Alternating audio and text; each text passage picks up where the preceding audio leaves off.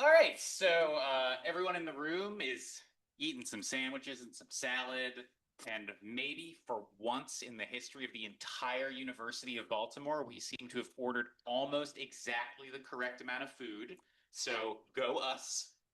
Um, every year, we've turned the recording back on. Every year, Inspired Discoveries offers one of our faculty members from one of the three schools with undergraduate programs the opportunity to talk about their research, some aspect of it, and we bop around the schools.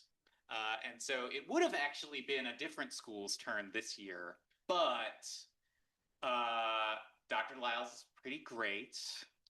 And also, he's going to retire in like a couple weeks, and he's had a really long, fascinating career. So we agreed to go out of order to get him instead. So thank you so much for being willing to do this, Alan. And so Alan's going to talk for a little while about his life as a researcher, and then we can do some Q&A, and we will try and start back up again at around 1 o'clock with the first of the student talks. Take it away, Alan. You can already be heard. Yeah. Can you hear me okay? Okay, great. So I think everyone who's involved in this appreciates the importance of theory-guided research. Whether it's diffusion of innovations, which has gone through many iterations and influencing how you know what you need to also look at, so you can't be accused at the end of omitting something that might have been influential. So there's that.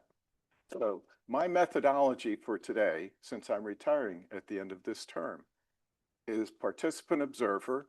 You're going to get 75 years of this ongoing experiment, which is me. So that at the bottom was never what it would have looked like at the beginning. And that's why I'm talking about the evolution of curiosity. At the beginning, it's not. Oh, sorry, hold on. That's because I turned it on right. Oh, it's because I moved the slide. Okay. To that. Okay. Now, can we do this? It should work for you. Yep. Okay. So think about the first memory that you actually have as a child, your first memory. Mine is vivid. It's kind of in sepia tone, and I'm watching an event unfold, and the question that I recall thinking is why? Why? I don't understand this. And that guided me for a lot of my early life. There were things that I couldn't figure out. This is the family to which I was born. That's my biological father. That's my mother. He died functionally illiterate. I would say in all of these children of my grandparents there, probably 3 at the most were literate. This is my Uncle John. He became a preacher because he didn't want to work in the cotton mill. He couldn't read and write either, but he memorized a few Bible phrases, and he would start revival meetings, and then he would speak in tongues. So at a very young age, I knew there's some scam going on here. He did quite well. Also, in this picture, why? Why looking at? Who's the only person who was hospitalized for tuberculosis in that picture? Me. So you won't meet too many people in the circles we travel in who've had tuberculosis. This, when we moved to Baltimore, is the Caroline Street Eastern Chest Clinic for tuberculosis care. I was followed as an index case for years. I can still feel my chest on the black plate as they were shooting the chest x-rays to make sure I wasn't an active case again. Perhaps ironic? That's Caroline and Monument Street. Directly across the street used to be Hampton House. It's torn down now. And it was the faculty for health policy and management and others from Johns Hopkins School of Public Health. Years later, 38 to be exact, I would be a faculty member on the 6th floor, and I would look down and see that. and think. I didn't know what to think. It's like, this was so improbable. Why? So this is my first grade report card, and am I passing? No. And then a question mark for yes. This is what social promotion looked like in 1956. This is my second grade report card. Alan is making progress in second grade. He is reading a primer very nicely, but as you know, this is a first grade book. They did not diagnose for reading and learning disorders then. I had dyslexia. Also, I came from the rural South. When I say rural, I mean dirt road. I remember watching the chain gang put blacktop on it. So let's jump forward to sixth grade. It's a good report. Alan is beginning to understand the importance of correct English. The grammar that I learned was so non-standard that when I came to Baltimore and I was talking to somebody who was next to my aunt, who I'd wind up living with for 7 years, at the end of my introduction and that I was coming here, et cetera, she's looking me in the eyes and stopped and said, "I have no idea what you're saying." And I thought, oh my God, my parents have brought me someplace they don't speak English. So why? Why? I'm talking about the arc of how someone comes to be an applied researcher and how, if we're fortunate and apply ourselves, that over time things weave and they can weave together if we seek the opportunity to do that.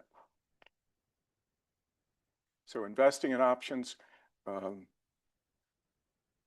as I used to say, anyone who's impressed with that deserves to be. It's not that. It's that I went to college because no one in my family had finished high school, and I knew I had to go to college. I did. I majored in liberal arts. I have great respect and now can use a lot of that, but I graduated with 0 job skills in a high unemployment market. So then I went to night school and I used my employer benefits to do a science degree at Towson.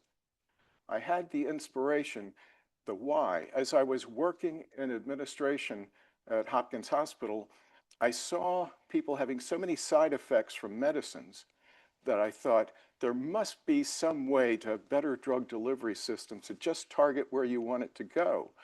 And so I don't want to be second and third postdoc and poor, because I've been poor. So I thought, oh, if I go to pharmacy school, then I'll learn the chemistry I needed to learn anyhow, and I'll have a license. And when I work part-time as a doctoral student, I could already see this, that I could make enough money that we would live on it. I've been married 53 years to the same person. I hit the lottery when she said yes. So when I finished pharmacy school, this is my overall, my meta for you. Be careful about premature closure. And here I'm not talking to faculty and your research agendas. I'm talking about who you are, what you can do, and where it can take you. With premature closure, I'm going to point out a couple of places where if I had accepted what I had assumed to be true, I wouldn't have done the things that have given significant meaning to my life that involves research. When I went to pharmacy school, I quit a job I had. I had several promotions and I was general manager of the outpatient department of Hopkins. I made more money than a pharmacist makes, but it was about a passion, a curiosity, and I was bored with the management work. So I went to pharmacy school, and as I'm finishing pharmacy school, and I did okay there, I had an offer for a free ride for a PhD in pharmaceutical chemistry, exactly what I've been planning to for years, night school, day school, and I realized I suck in labs and I no longer have that passion, that interest in drug delivery systems in the body. But what I had become passionate about is how do people who need the medicines we already have, how do they get them and why are they not getting them? And I had that experience at the prescription counter where somebody would have to walk away. Or the woman whose policy did not cover what was written, she said, for her child, she said, well, I guess when they're hospitalized, they'll pay for it then. Ooh. So I turned down the free rides and went to Hopkins and got a loan for a master's in public health. Not cheap, tell you up front, not cheap. But I viscerally knew this was not going to be the right path. Unfortunately, I had the right partner. My wife was fully supportive. The only thing she said was, I don't want to hear any complaints. From that, I was able to stay and complete a doctorate. It's in operations research, which is statistics, modeling, et cetera. One of the things I knew was I was grateful for the education in liberal arts, and that after that, everything I took had to be technical to complement that so that it was like scissors. In 2011, I saw where higher education was going, so I did a graduate certificate, distance at UMGC now. Again, skill acquisition so I could do a better job of what I'm doing. So I was in management for a while, interrupt to go to school and complete those degrees. Always active with professional associations, which I recommend to this day. And if you are passionate about your research and it's continuing, I would say have some passion that's leisure for you, because this can, what is 168? Thank you. If you don't know that, you should know that. Now you know, as the song goes. So somehow carve out something that just gives you joy. And for me, it was bicycling. It was ironic that it said U.S. Life-Saving Station, because in a way it was. It was the balance to all of the other chronic sleep deficit aspects of how I was living my life. My graduate education was a systems science, decision science, and this is from an NGO that deals with education in Haiti. And their motto is fix systems, not symptoms. What I had learned in my management roles was the interconnection of all of the aspects of the organization. I had the good fortune to work in some central functions, and so systems resonated with me. What I had learned is that most people do not think in terms of systems. They think in terms of what's in front of them, they think in front of a silo, they think of a straight line, but they don't think of connections, feedback loops, barriers, tampers, etc. I was working with an NGO, Ethiopia, Kenya, some other places, and was on access to medicines, building resilient pharmaceutical systems. And about 6 months in, we're on a call, and the person said, when you say system, I don't know what you're talking about. And I thought, oh my goodness, we've been talking for a while now. So I said, okay, let me sketch this out and I'll come back to you. Well, I went to a coffee shop, and this is how I built what a general structure of a system was to tie it into the specifics. So I put bullets of what the factoids would be so that she could relate to it. And then I called her back, and then she understood, sort of. Because if you have graduate systems courses, that's not accessible information. The statistics and the mathematics of it can be very off-putting. There's a way in which we can get beyond that.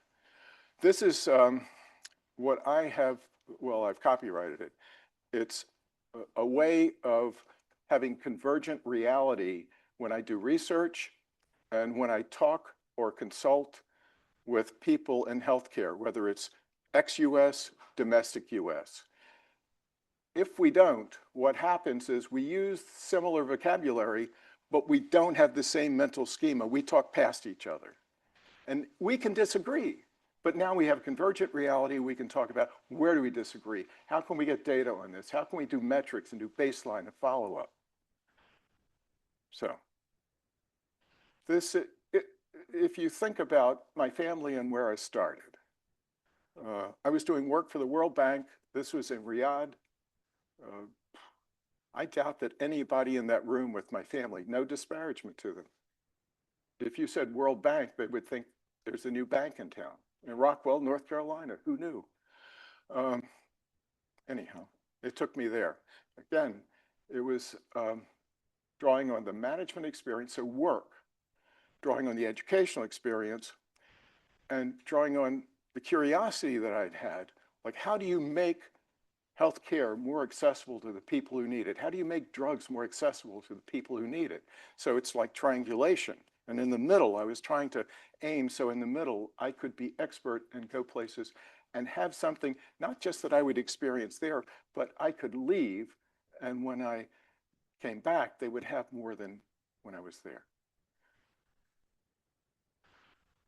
A lot of mine original early research had to do with, this was survey research on how insurance providers make decisions on what medicines will you have in your benefits. A critical decision. And if it's in your benefit, under what restrictions or rules, what operational aspects in terms of cost sharing. So in the UK, the National Health Service, intelligently, they divide between the delivery, the National Health Service, and NICE, where you can assess the value of a new pharmaceutical. And since they have separate charges and they are not the same organization, the decision as to whether it should be used because it meets value thresholds is here. And then for the delivery system, you have to make it work. Well, we didn't have that here. We have a market economy in healthcare. What this represents, and this was back in 2001, there were four fellows, myself, well, three fellows, myself, and we wrote a dossier with even a template cover letter so that pharmacy benefit management companies, these are actually huge organizations, multi-billion dollar organizations, as well as insurance companies, as well as some state Medicaid programs. They could use this and simply send it to the pharmaceutical company and demand all this information. So they have a comprehensive information. And because it's a knowledgeable organization as reflected in FDA regulations and laws, can request things that are not available to the public, things that have to do with cost effectiveness, things that have to do with unpublished results, because those who receive these, those who are requesting this unsolicited request, they are sophisticated enough to discern for themselves what's fluff and marketing and what's real. This, I am proud to say that it is now in version 5.0, and if you go to this NGO, AMCP, you can go online and it's still active at the pharmacy school. I've been a judge. They have competitions at pharmacy schools as to who can do the best job of completing these types of dossiers because they're so influential. When I was starting to do this, before we had developed the model and before we had published the papers, a friend of mine, University of Maryland School of Pharmacy, said, I don't know why you're wasting your time on this. No pharmaceutical company is going to comply to this. Nobody's going to respond with the information. I said, yes, somebody will, because somebody will have an innovative edge. And as soon as they do, the others will have to follow because it will be a competitive pressure on them. This was the opportunity to work with one of my former professors. So if you think about the faculty member who has guided you with your research, it was a wonderful experience. It was years after I'd graduated. But again, it's what effect does the type of insurance have on the costs of the drugs and the benefits you have? It's access still. On the other side, once there was the ability to do direct marketing of pharmaceuticals to consumers, the question is, what does that do to the market? Only the US and New Zealand permit this. I had, as I'm hoping all of you will, if you haven't already, I had done pro bono work. While I was working full-time, I was on the board for drug utilization review for the state of Maryland's Medicaid program. And what that does it looks at all the prescribing that occurs under Medicaid beneficiaries, and they can use claims and the banking transmission information to intercept, test the logic. Are there some drugs that are being used too much? Are there some that are used inappropriately, et cetera, et cetera? Well, there was something that was going to happen in legislation at the federal level that would have eviscerated the advantages that we had begun to accumulate. So I wrote, based on experience, but giving case examples of how this will have a deleterious effect. Now, this sounds like too much like bragging, but it's not that. Health Affairs is one, if not it's one of the leading health policy journals in the field. Previously, it was Expert Review. That, again, it's, you know, it's a good audience. So I had a student. He was doing an MPH. I was on faculty at Hopkins by this time. And he was a long-term care pharmacist. And I said, I've got this idea, but I don't have time to write it up. And it's taking that same idea for the ambulatory community for Medicaid beneficiaries and applying a modified but similar model to long-term care. And so we did that, and we explained what is, what might be, and here's how we get there. And then this happened. So this is still me. This is after, this is before. This cross-sectional, the white, that's inside the column of my spine. The large piece here and trailing off, the white, that's in the column of my spine. That's a tumor. And that was December 3rd, 1993, December 10th, had major neurosurgery. So I had to figure out when I could go back to work, and I had to have follow-up with and without contrast MRIs for, it turned out, 13 years. I didn't know. I didn't know how much was on the runway ahead of me. So if that's what you're confronted with, what do you do? What do? I know the date for the next MRI. I know today I got a clear reading. What do I do if I get there and it's come back? This is really, that's bad news. My children were young. My wife had gone back to school to be a nurse. I said, I don't need a nurse, I need an accountant. She said, well then, talk to your brother. But I could look back and say, I used the time in the best way. And I did that for 13 years. That's my gift for you. Don't wait to get something like this. That's how it felt. It was brutal. It was primitive. I won't go into the clinical details. It took a long time to come back from it.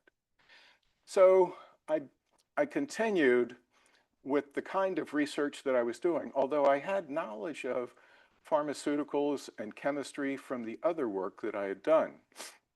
This is all applied. And again, this was in health affairs also. I decided that I did not have enough passion for research to stay at Johns Hopkins on faculty in public health. That was in the year 2000. They published this a little later, but here it is. So competing with my peers for a faculty innovation grant that's internally funded, I was doing fine. But these are the kinds of issues and innovative ways of addressing them that I felt were important because they touch on the quality of life and sometimes even the longevity of lives. So I pivoted. I had the good fortune to have an offer to come here on faculty, and I did in August 2000. And I continued similar kinds of research. How much does quality cost? Because sometimes there's an argument that's made that if you want quality in healthcare, you're going to have to pay more for it. So we did empiric work on that. Turns out it's not true. However, I was giving a talk at the Stockholm School of Economics shortly after that was published. And the man ahead of me was in charge of quality improvement for the Henry Ford Health System. So he talked, and as I'm going up to get to the lectern, he said, "Your article is completely wrong. Quality does cost more." No, it doesn't. So some of the other things, system science, so drug delivery systems, and how do you prevent central line associated bacteremia? Case fatality rate for these things, 24%. If you get a diagnosis, you have a very high possibility of dying from it. So how do you prevent it? And again, how can we use the structure of organizations, the system, to align the objectives so that there's push and support for this? This was when I was doing some of that work in terms of access to medicines. These are Masai. This is in Nairobi. That's Joseph. This is Julius.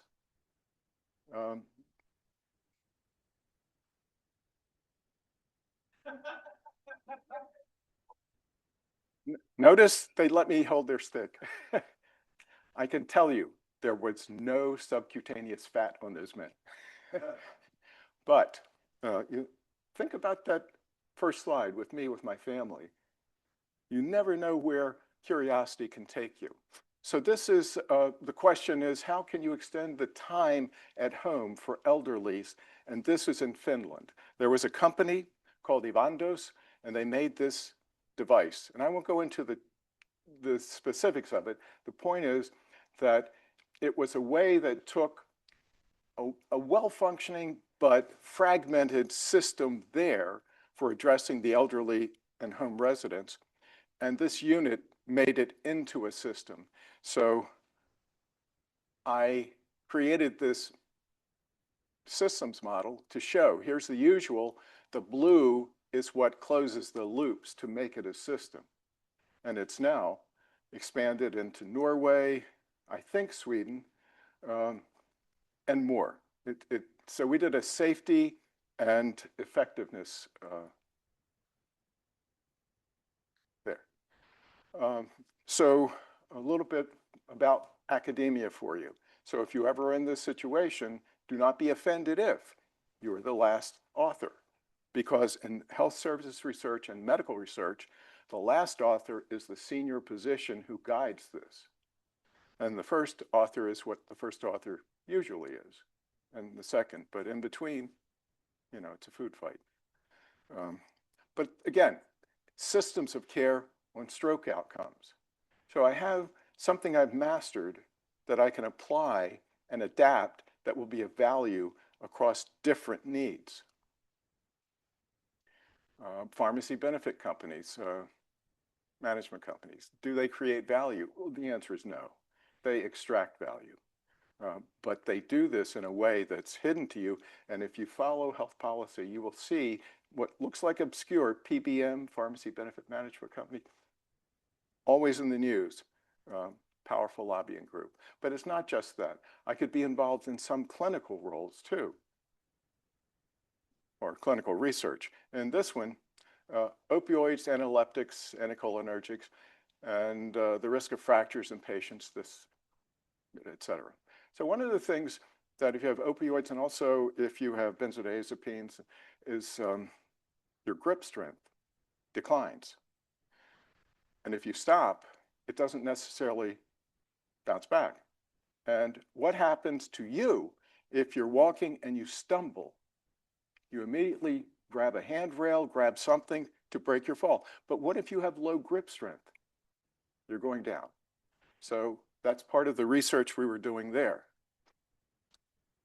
Then the question is, as more people are being pushed into ambulatory surgery, more than 50%, even by the late 1980s, how much is too much? How do you identify someone for whom they should have their surgery in the hospital, not in an ambulatory surgery unit, especially a freestanding one? So we had data from the entire state of New York, took out cataracts because that's a different type of consideration. It's just basically safe. And we came up with this index. So you could take data from an administrative database, populate this, and more readily identify people who are at greater risk for hospitalization or death in the outpatient setting. That was quite satisfying. I did the programming, I did the analysis, and these anesthesiologists brought the insights.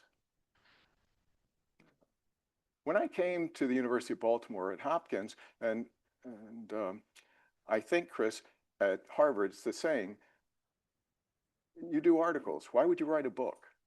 And there, when I said I'm going to write a book, when I first went, they said, why would you do that?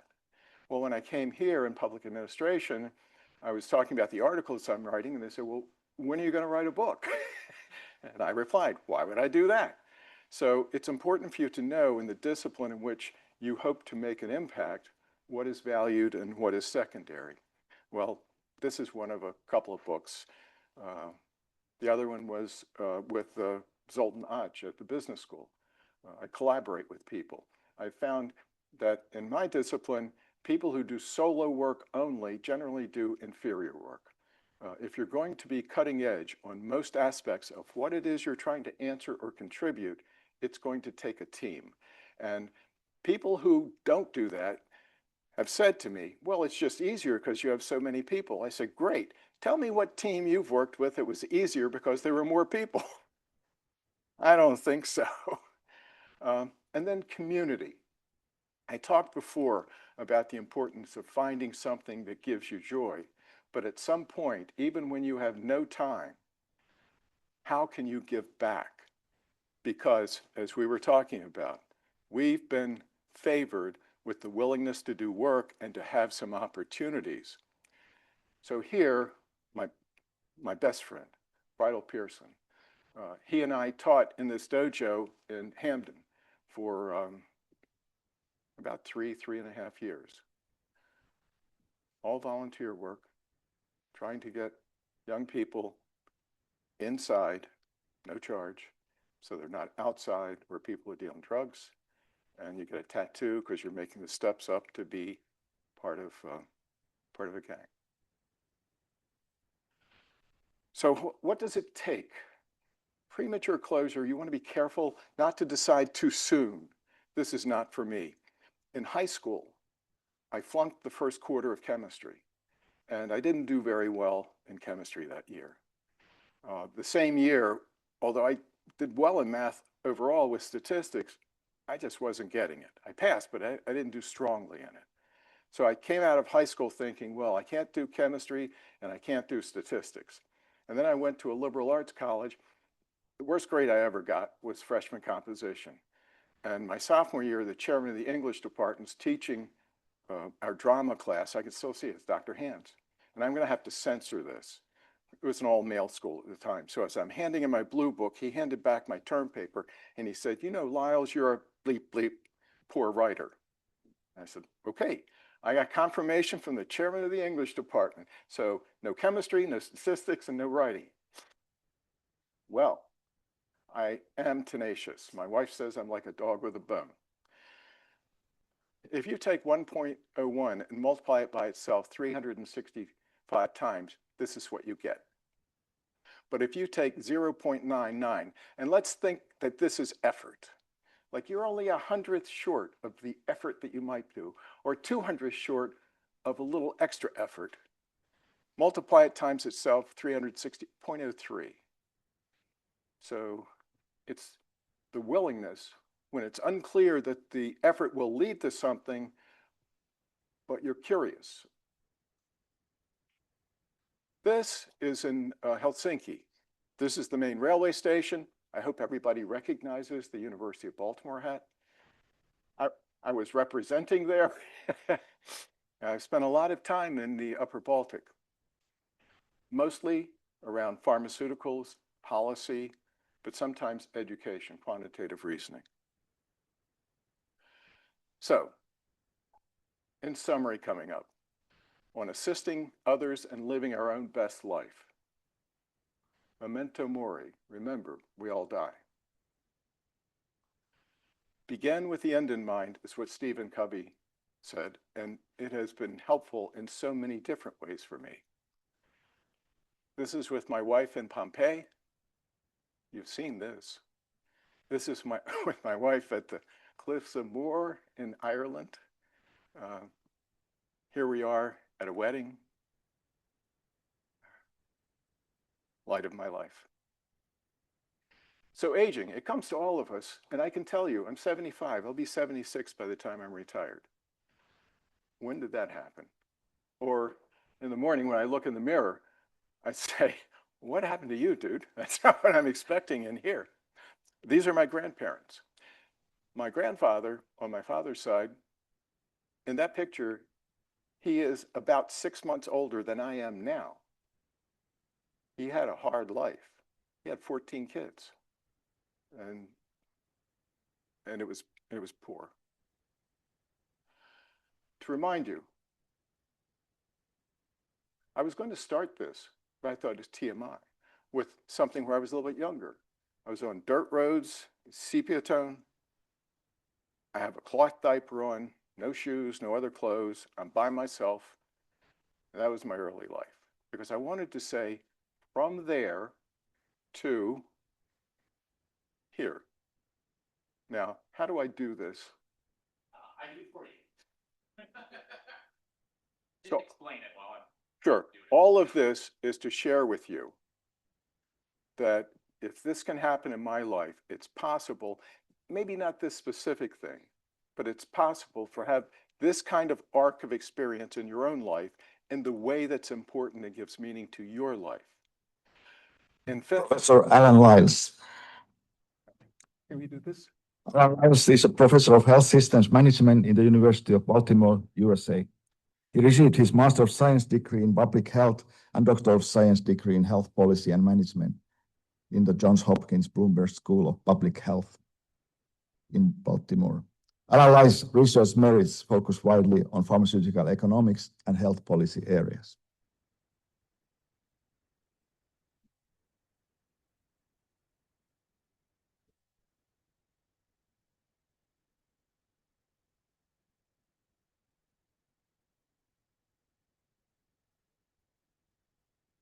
This is the honorary doctorate, Pat and Sword.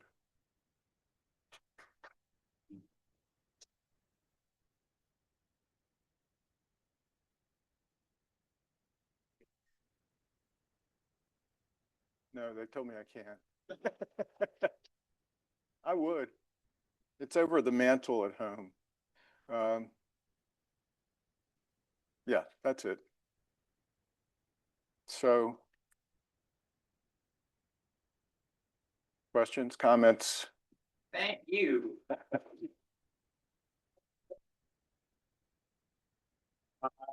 Seen a bunch of these. That's the first time someone's done literally their whole life as one of the talks, but I loved it. So we got time for just a few questions before we go back to the students. So, all right. Dr. Lyles, thanks. A life well lived and not over. I'm the ever-ready bunny. The beginning of a new chapter. So you talked about continuing education. Yep. But not pushback, just genuine curiosity. There's a level of specialization to work that didn't quite exist even 10 years ago. Mhm. And costs have also kind of put pressure on freedom. On what? Freedom. There are more options, I think, 20 years ago to take risks, make choices, basically those two things. Yeah.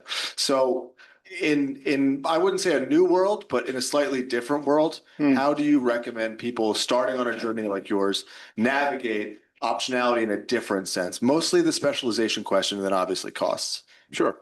We can talk about that. And what's your first name again? Dimitri?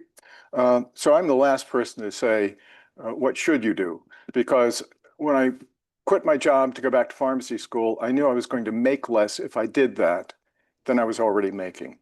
When I decided that being an assistant dean in the School of Medicine at Hopkins was not how I wanted to go out, and I took a pay cut to become a faculty member in the School of Public Health.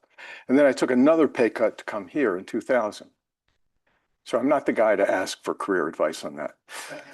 What I can say is that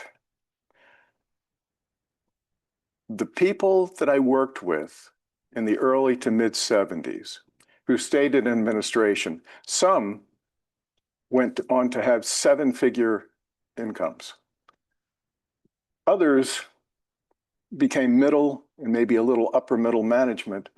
And by the time I was finishing my doctorate, and they had told me, these same people, do you know what a risk you're taking by doing this? You're quitting and you're doing this and now you're doing that. They had the most uncertain future of all because their position, their livelihood, their families depended on the good graces of the person to whom they reported. I was keenly aware of that, even though I was being successful in the 70s, and I knew that I never wanted to be in that situation again. And so it depends on what your motivation is. My father-in-law, who served five years in the South Pacific, a year in a VA hospital with malaria, he said, Al, it's not willpower, it's want power. What is it that you want that will cause you to find a way to persist? What is it that what has to be in the world that you're the one who has to do it for it to be in the world? I have great respect for him, Sicilian, Italian. And I thought I was getting the Neapolitan mother-in-law whom I love dearly. No, my wife is the Sicilian in our family, and she is the alpha male. So I'm glad I have her, but be careful what you ask for. Anyone else? All right. He's all right. Okay, so I see your topic is how do we make a difference, right? Yeah. And the question is that you also said about memento mori and that we all die. Yeah. So how do we make a difference? Remembering that kind of a depressing question, right? How do we make a difference? Remembering that we all die, and will there be any difference? Something like that. Okay. So I'm good with it. I've had more good fortune than I could have ever hoped to. My younger daughter did this 15 years ago, and she's gone on and she's living a wonderful life. And my older daughter, she has a different life and path that she's taken. With my wife, I don't know how to say it in words. I don't know how to say it. It would require poetry. So I'm going to skip that part. But when I was at Hopkins and when I write, I sometimes think of this as doing change wholesale. But when I came here, because I could relate to this, as we shared, at one point I lived in Perkins Projects, 233 South Spring Court. It's been quite an arc of experience. And I could relate to the journey that many of the students are on here. And when I was trying to decide what's the most important thing I could do if that next MRI comes back wrong, and I thought this was it. And so I don't do wholesale, although I still publish. I do it retail, one human being at a time. In the classroom, not in the classroom. I hope that answers it. I think that was a good answer. One more question for Dr. Lyle. Anyone's got one? Okay. So Alan, you've obviously had a wonderful life, had been a big influence on my life. What would you tell that little boy back in your family's room? That's what I was going to ask if you didn't ask it. So Yeah, what would you great. tell him given what you know now and what Yeah. he didn't know then? I would say run away. No, really. So I've been treated for PTSD. It's not solely because of domestic stuff, but it would be TMI to go through it more than you can imagine. 3rd-degree burns both hands, accidental hanging, tuberculosis. My mother tried to kill my father. My father tried violently to abduct me, and that was a nightmare. And it went on and on and on. So I'm not kidding about that part. And it's difficult because you can't have voice for yourself. You don't have agency yet. My aunt had come from Baltimore to North Carolina and saying, let me take care of the boy. You can't do it. Nobody's taking my boy, that kind of stuff. So it probably would have been run away. And by the way, when I talk about theory-driven research, there are things like the anti-scientific Americans, empiric work on why people think things that's odd. How to talk to a science denier. There is an annual meeting of the Flat Earth Society. Doubt is their product. It started with tobacco, but now it's with so many things that we see today. And Max Planck of Planck's constant in physics, if anybody wants to have the flagged part, he says, how do we advance in physics when those in charge were denying quantum physics? And he said, I guess it's going to be one funeral at a time. So. Well, thank you so much for having me. Thank you. Maybe less than Dean Spencer, but Alan's had a big influence on me too, because I didn't know what I was doing when I got here, and he's the most level-headed, always has something productive to say, and he's never an asshole about it. And that's not true of everybody, and it's been quite a model for me, and I will miss your very complicated but very helpful diagrams. Because they come up all the time. Be really useful.